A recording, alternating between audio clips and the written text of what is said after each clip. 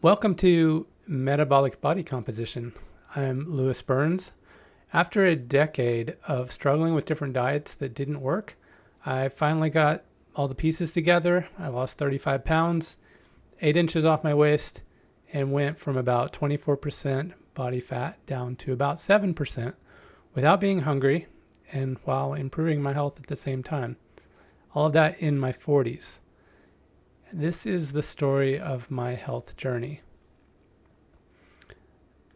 Now I'm going to start with some childhood trauma, as most stories start with. The second earliest experience I recall after my first experience of sticking a safety pin in an outlet, I was in a chubby baby contest. And I actually won that contest, and I don't know if that was because they felt bad for me, or I actually was the chubbiest baby.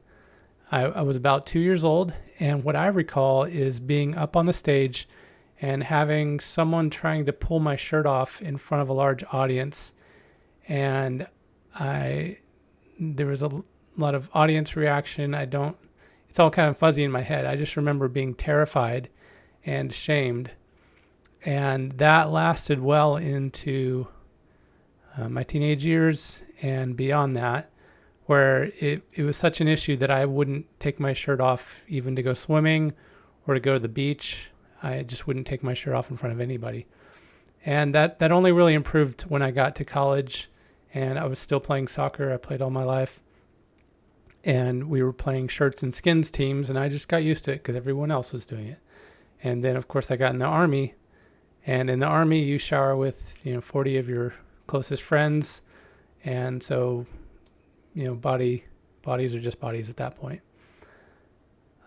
Also, when I was growing up, I had the experience of, I think every kid has reaction to sugar, and I was told though that I was hyperactive, and so I always believed I had some sort of disorder where sugar or food affected me differently than other people. I remember I think it was in daycare or something like that, and I think my mom, being a nurse, had told the staff not to let me have any sugar, so they were having some games that I wasn't allowed to participate in, and I just remember being held back and crying on the edge while the other kids were jumping for the piñata candy. And so I don't think I grew up with the healthiest attitude towards food, but I think that's fairly common. A lot of people have experiences like that where sugar affected their life somehow. I think I developed my interest in health. I was younger in high school, reading some book about some family thing, and one of the parents in the story died.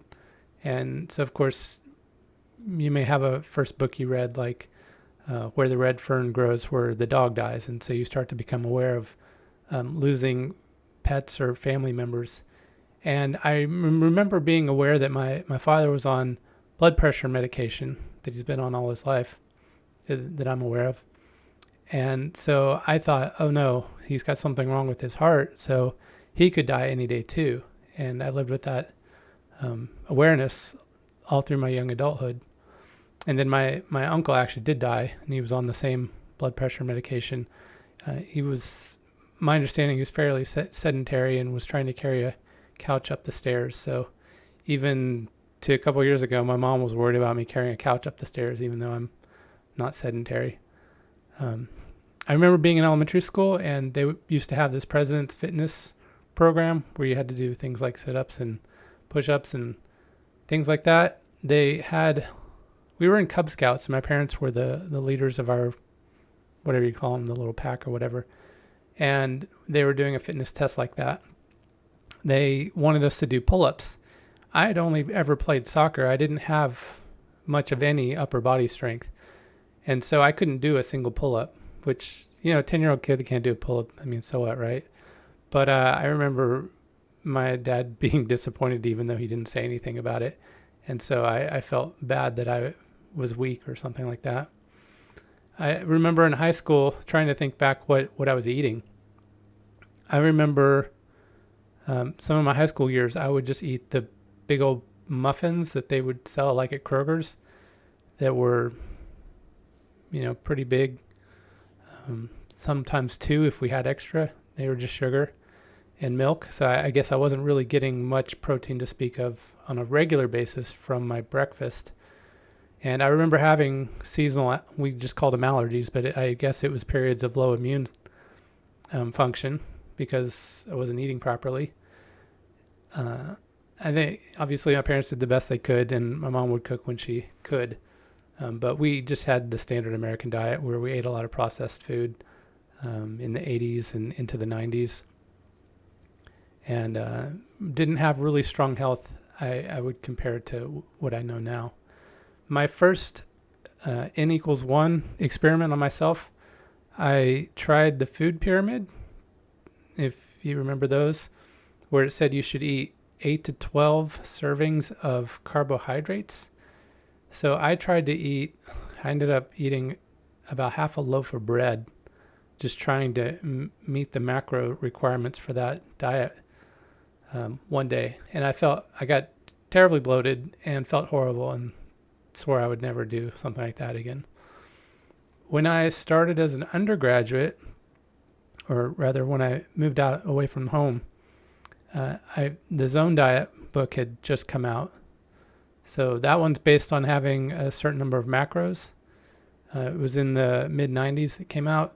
So I started calculating my macros at that time. There was no apps. I was basically just doing by the original book that came out that said eat something about the size of your palm to estimate. And of course I had to figure out which macros were which. I didn't realize something like mayonnaise was a fat macro. So I had to learn a lot about that. I was always over a little bit. I mean, even from the chubby baby contest days, I was always a little bit overweight, a little pudgy, even though I played soccer. And I think a lot of pizza and ice cream growing up may have contributed to that. In college, besides that, I remember a couple years later trying the Atkins diet, even though I didn't have much weight I really needed to lose. I wanted to try to improve my health. And I didn't really know the benefits of ketosis. I'd never heard that term before. And I didn't know that there was a transition period. So after a few days of just eating bacon and heavy cream and meat, I started to go through this transition weakness that you could feel if that's your first time trying it. And I didn't understand what was happening, but I thought to myself that there was nothing I needed to do, that I needed to feel like that. So I just went off of it right away without understanding what it was or what could happen. I did get kind of looser on the Zone diet after some time. I remember one week I tried to, as a young single guy trying to save money, I was doing a form of if it meets your macros, and I tried to meet those macros with Hot Pockets. So I was eating Hot Pockets for 2 meals out of the day. And technically I was still compliant on the Zone diet, but I didn't feel good at all. So I realized that the food quality does matter to some degree. After 9/11, I joined the Army, and I remember that I was Paleo at some point because one of the other soldiers asked me what he should be eating, and I just told him, Paleo. I would explain it as meat and veggies and fruits and nuts, kind of what we understood Paleo at that time. I first became kind of a believer in vitamins when I must have taken some growing up, but during basic training, one of the things they do is sleep deprivation. That's intentional to help mold you and be more compliant and do your job better eventually. And so the first time they let us go to the store, I got just a basic multivitamin. And because of the sleep deprivations, I would just wake up with a headache where I was so tired my eyeballs would hurt. And I took this basic multivitamin, and I would wake up, I was still tired, but my eyeballs didn't hurt after that. And so I thought, wow, there must be something in it that is making a difference, because I feel a lot different. And that's just a basic multivitamin. After the Army, I was still paleo, although I did date a vegan. And at one point she said if I didn't go vegan, we were going to break up. I looked at veganism before, and it didn't really appeal to me for a lot of reasons. And so I told her, well, why don't we both do some homework and we'll compare notes, and whichever diet looks healthier, we'll go with that. And she agreed, and I found the Weston Price Foundation that was talking about the paleo and the avoiding grains and to some degree plants. And at that time, I think it was before at least the mainstream understood that humans have been cooking for nearly as long as we've been human. So I actually, because of that research, I found a raw paleo group. And so I actually started eating one meal a day of just raw meat. Usually like a London broil I'd chopped up or something like that. I can't really do raw ground beef, I don't think. But anyways,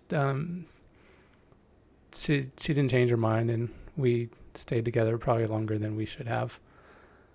And incidentally, once a month she would run off and go eat a hamburger anyways, so I'm not sure how well vegan diets work for most people. So I've eaten vegan meals. I've even done an extended vegetable juice fast. Emotionally, they make me feel kind of a sense of dread and panic, like I haven't eaten, but there's something in my stomach. After some time, I think it was on a TED Talk where they were talking about cooking and how humans evolved with cooking. So I realized I should start cooking. So I don't eat raw meat anymore, although I would if I had to, if I needed to. As far as my health goes, I considered myself generally healthy. I didn't have any major issues that I was aware of. I played soccer and worked out besides that, would jog, and I was an early adopter of kettlebells in the U.S. I may have taken the first kettlebell into Afghanistan. No one else knew of one or knew what it was when I was using it. So generally I'm 5'8". Most of my young adulthood, I was around 160, 165, with a 31 or 32 inch waist, which is pretty average. I was also an early adopter of barefoot shoes, probably 5 years. After I got out of the Army, I was wearing them, and usually the only person wearing them. I realized that trend has somewhat passed. I know Vibram makes soles now. They don't just use toe shoes. But during my 30s and into my 40s, I was steadily gaining some weight, maybe 3 to 5 pounds a year, despite a lot of different diets that I tried, trying to find a healthiest diet for me.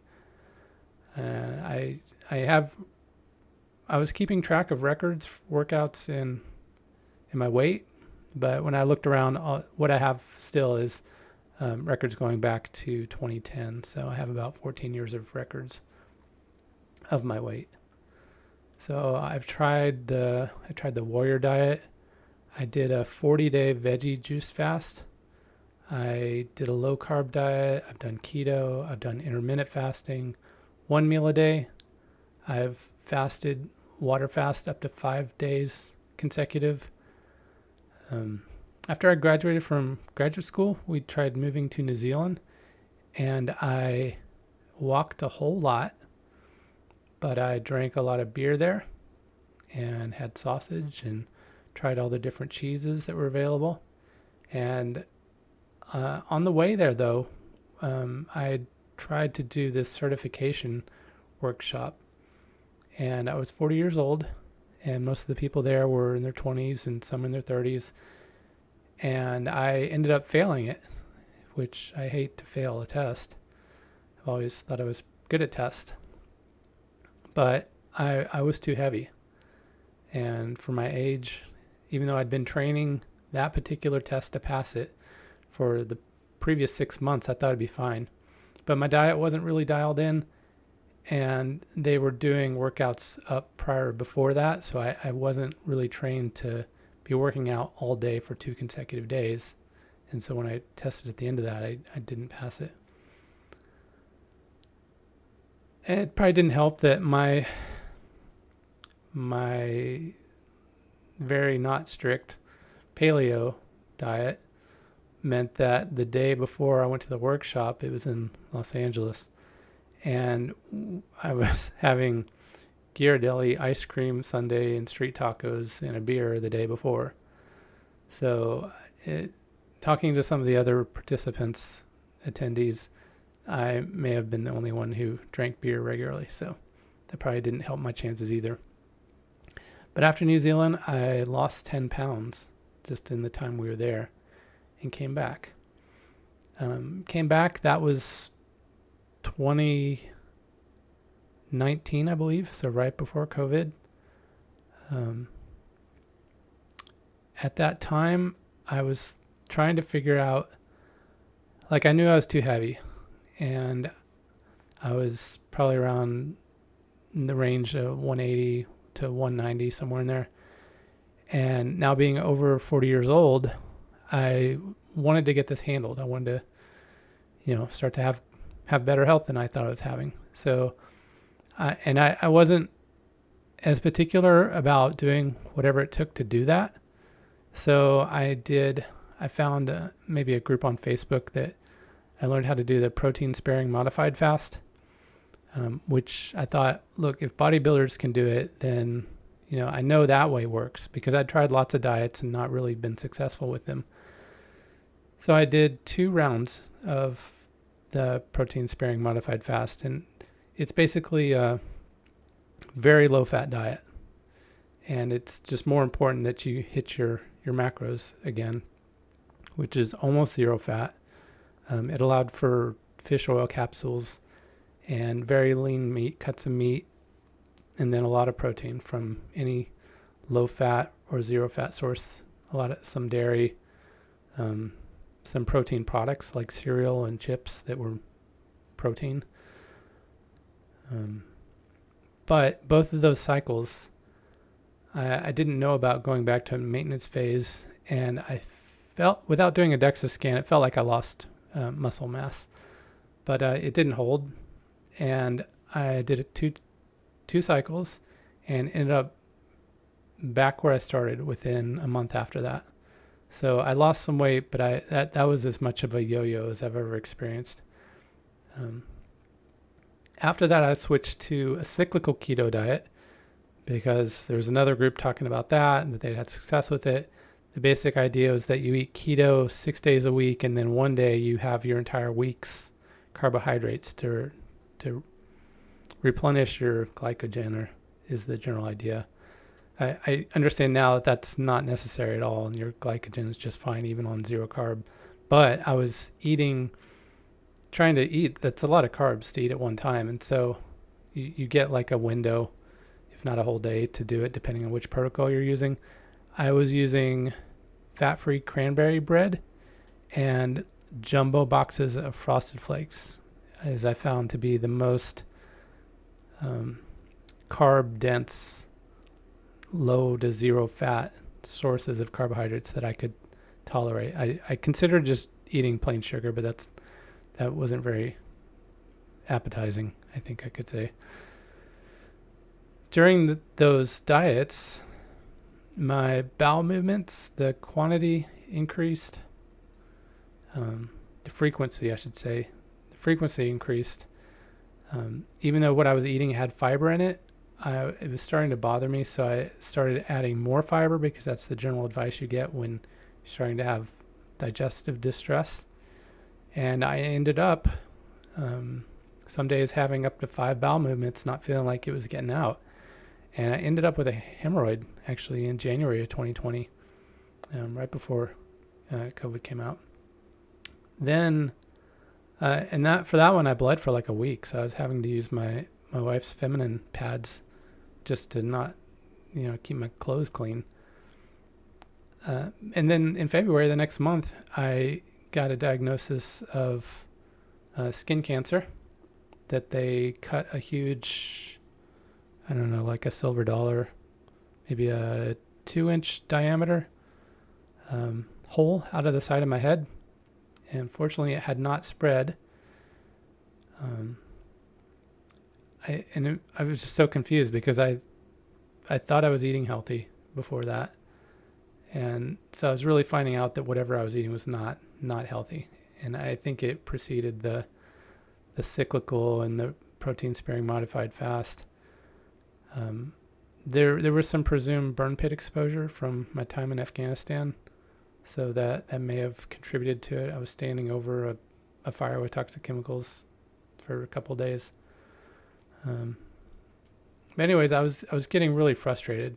I felt like I'd hit 40 and my body was starting to just fall apart piece by piece. And then my birthday that same year in June, we were all kind of quarantining, right? So we had an outdoor birthday party. And I saw my picture and I was just starting to have a gut and get man boobs. And I thought, this is not me. This is not who I've been. It's not who I want to be. So I was really just looking for anything to get healthy and lose weight. And I knew I couldn't sacrifice one for the other because I'd tried that, and you need both, really. You don't want to be without one or the other. So I heard about the carnivore diet online. I was very skeptical because, you got to have your vegetables, right? I looked and found Paul Saladino, Sean Baker's books, read them both, and thought, okay, well, I can give him the benefit of the doubt. I can give it a try. So I'd been keto before, so I'd already been fat adapted. So there wasn't much of a transition for me in that. But I started in full in October of 2020 at my highest weight ever, which was 194 pounds. I had a 37.5-inch waist, and I was at that 24% body fat. Saladino and a lot of the other influencers say you don't need vitamins, so I just stopped all the vitamins I was on, and I added liver supplements because I didn't, want to go get fresh liver every day or however often you were supposed to. I followed the general advice that males are supposed to eat 2 pounds of meat a day, and I lost some more initial water weight in the keto adaptation that I went back through, and probably some of the extra bulk in my stool. But I didn't lose that much after that. And I think some of the mistakes I was making is, one, I was eating too lean of meat.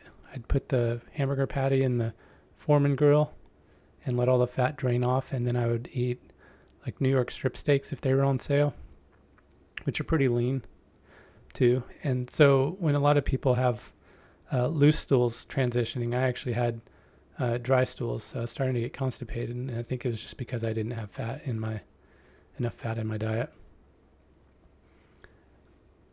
A lot of people say they just lose weight going on a low carb keto or carnivore diet without tracking, and they say you don't need to track anything.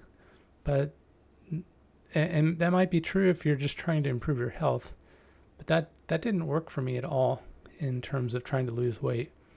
I lost a few pounds initially from the transition, and then I went 3 more months without losing any weight.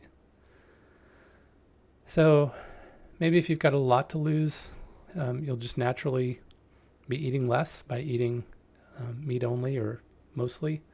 But for me, that didn't work. So some things they say, you should try fasting. So I tried more fasting.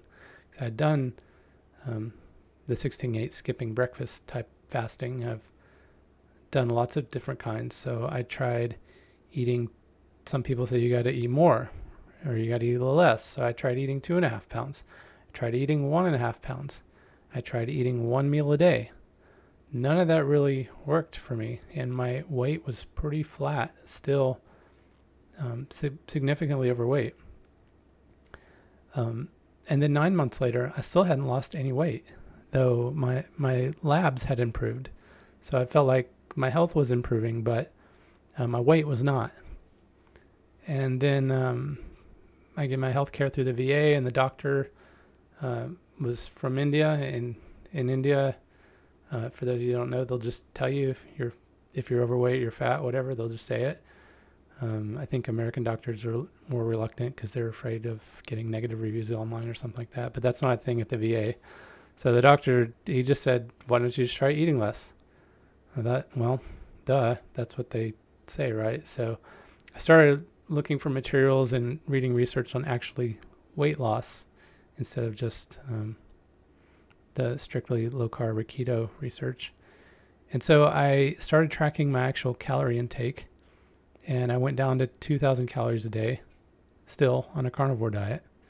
So I found some more research that really said that they've not been able to find anything that fasting does over calorie restriction, and that where fasting does anything, it's because of the calorie restriction. And they're still looking. They may find something that makes them different, but when I heard that, I stopped trying to do the fasting and stopped trying to do one meal a day. And then I thought, wait a minute, there's nothing that I'm eating that has any vitamin D in it. So I should probably restart my vitamins. So I restarted my vitamins. I like Saladino. I was having similar muscle cramping. And so after a year of basically strict carnivore, I started experimenting with a little fruit, honey, rice, and even did dextrose, like pre-workout drinks, and made my own electrolyte water from those base ingredients. And they all helped a little bit, but they didn't really make me feel better. But all that was within my calorie restriction. So I did lose weight, and I continued to lose weight. And then after 5 months on calorie restriction, my waist was down to 31 inches. And my health had improved. I wasn't having the bowel issues as before. And that first time I lost 20 pounds after stalling out, plateauing. And I went from about 21% body fat to 13% body fat. And I'd lost 4.5 inches off my waist. It was enough that people were commenting and complimenting. So I felt really good about the progress I was making. One of the things that I'd read was on reverse dieting and then maintenance, which I'd not heard anything about when I was doing the protein sparing modified fast. So after that first time, I did a reverse. And so I increased my calorie intake by 2% a week and maintained the weight loss over the next 5 months. I just did it really slowly.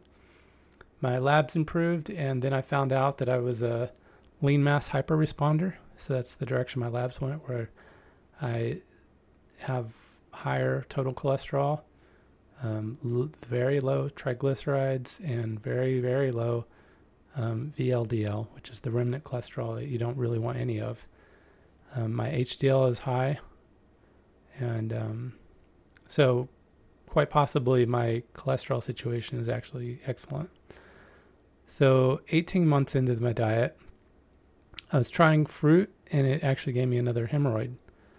So apparently just even 18 months in was not enough time to completely repair the damage that I'd done from the previous way of eating. So the fruit really just didn't make me feel better, so I just stopped all carbs again.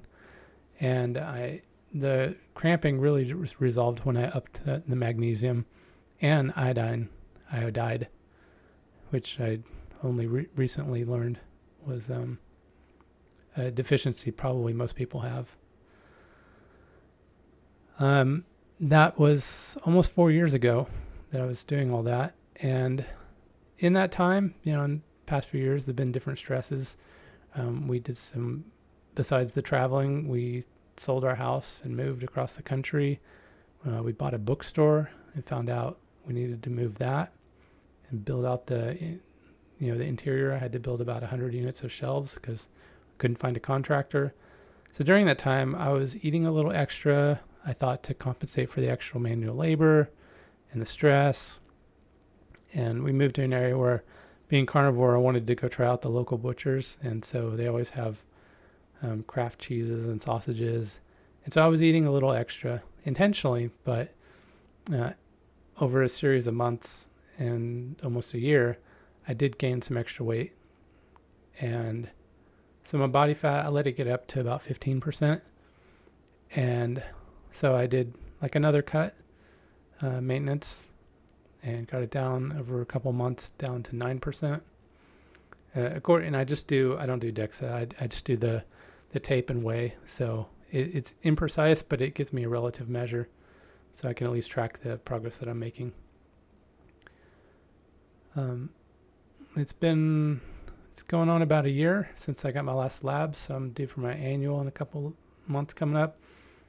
But my total cholesterol was high, so the doctor finally agreed. The VA, or if you don't know, the VA is probably at least 5 years behind the standard of care. And so I'd seen the American Heart Association give the recommendation for male my age with high cholesterol is they recommend doing a coronary calcium scan to check for plaque in your heart. And so they finally agreed this time, because I'd already asked them for it, and they all said they couldn't do it, but now they said they could. And so I got that, and it came back 0, which means no plaque was detected or measured, which means I'm at the lowest risk for heart disease.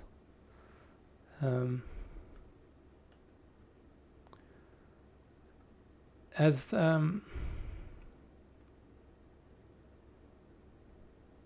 tried different experiments. This last time when so that was 2 different times. There was the time when we moved that we were eating out a little bit more, and so that was the second cut.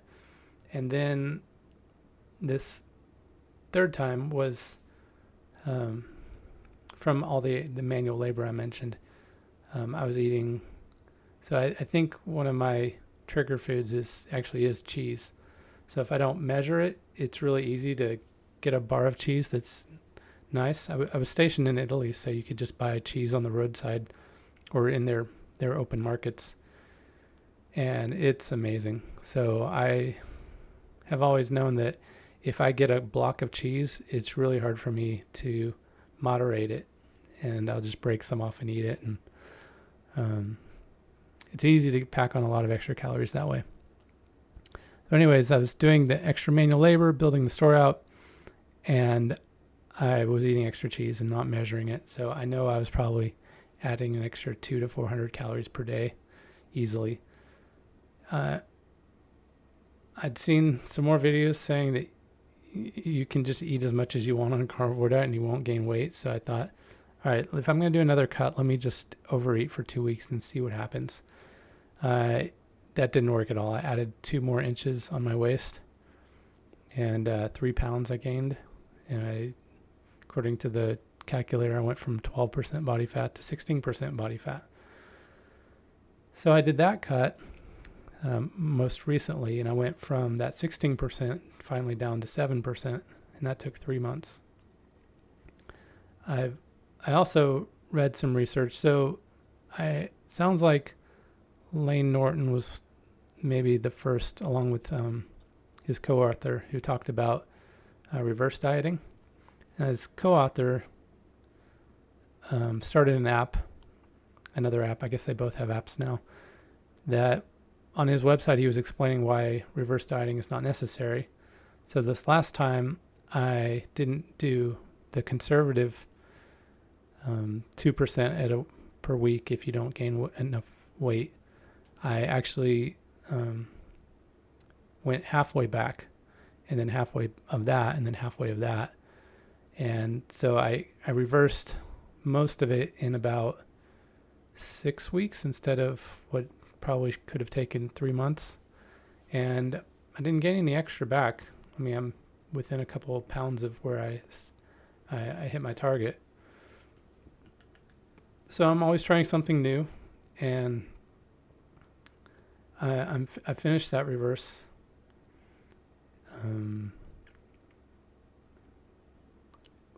around 7% body fat, and my waist is 29.5 inches. I've been doing longer and longer hikes. I'm living in Oregon right now. So last weekend I actually did 18 miles with about 5,700 feet of elevation gain. It took me about 10 and a half hours, and all I took with me, besides my safety equipment, was a pemmican to eat that I made at home and enough water.